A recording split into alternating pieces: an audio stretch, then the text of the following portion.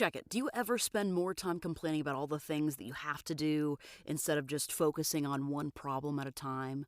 Do you get overwhelmed easily? Do you get frustrated? Do you want everything to just be perfect and pan out, and you're sick of practicing that boring stuff? You just want the big things to happen. Well, that's how my son is. He's 6. That's how I am, too. I'm 36. Ah! Real talk. I'm Kelly Wilson. I'm a voice actor talking about voiceover, mindset struggles, overcoming them, reframes, and other random things. This is my podcast, anchor.fm/KellyWilsonVO. Rate, review, subscribe. All right. Oh, also demos, kellywilsonvo.com. I am a voice actor, so, gotta pay the bills. Okay, so I'm not just complaining about my son today on this episode, kind of, but it's 2020 when this is happening. I've been doing virtual first grade with him. If you told me I'd be living in Idaho, where it snows, and homeschooling my kid, I would have told you you're crazy. That will never happen. Yet here we are. And that's okay. I'm learning a lot. When it's happening, it's usually, that's not how I feel, but when I can actually sleep and then reflect on this stuff, I know I am learning these things. So there's a point to this, I swear. So my son, we have, his first grade lessons. Before we do them, it says, should take about 20 minutes. No, you need to double or quadruple that time, because half of it he spends in self-doubt, in slowing himself down, in complaining, in overthinking, in worrying. Like he will look at math problems and he'll flip it over and he'll see 20 problems on that math piece of paper. He'll just freak out.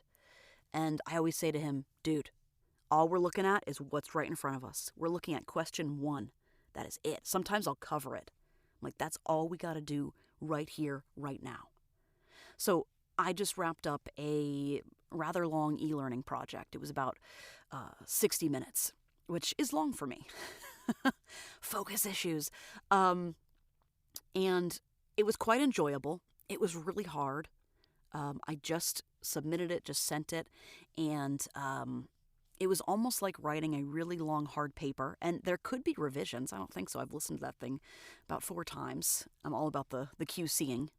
It was this big mountain, and while doing it, I was a little overwhelmed. I was like, oh my gosh, this is long.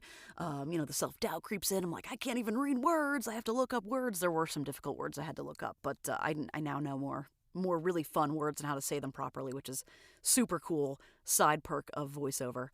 During the process of voicing the e-learning, I thought about my son, and I thought about that math lesson. Like, cover up those 20 questions. Just look at the one question at a time, one bite at a time. How do you eat the elephant? One bite at a time. And I'm not saying that because I told myself that the e-learning went fantastic and I didn't have self-doubt anymore or blah, blah, blah. No, I still was hating on myself and I still had self-doubt. But I logically understood that, yeah, I can do that. And yes, I'll get through it. And yes, there will be learning at the end. So I have a master's degree, but I had to write a paper that was almost 200 pages long with citations and smart words, and you had to write in a certain way. And my go-to writing style is writing like talking, because that's what I do, right? That's my natural place. But I had to, and I wrote this whole paper, and then my advisor was like, you write like you talk, which is fantastic when you're writing commercials, but not when you're writing this fancy schmancy research paper. So we had to go through the whole thing. It was a grueling, horrible process. It sucked.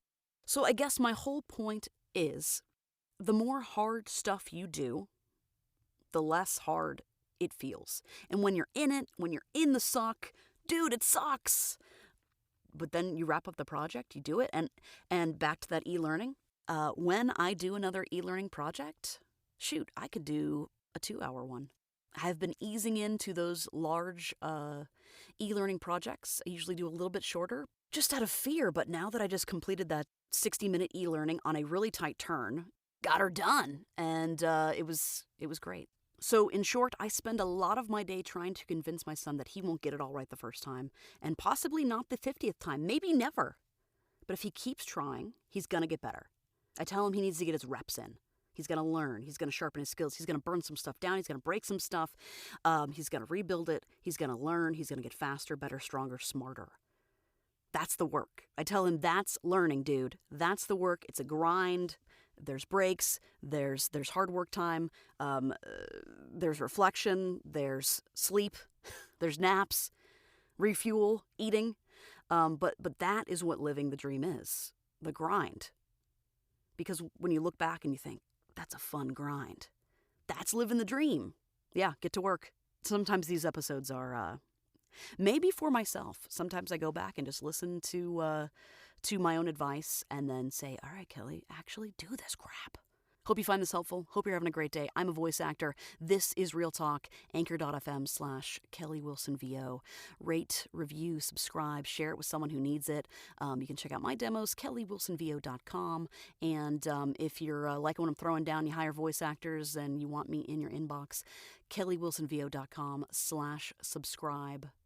Have an awesome day. Good luck with your reps.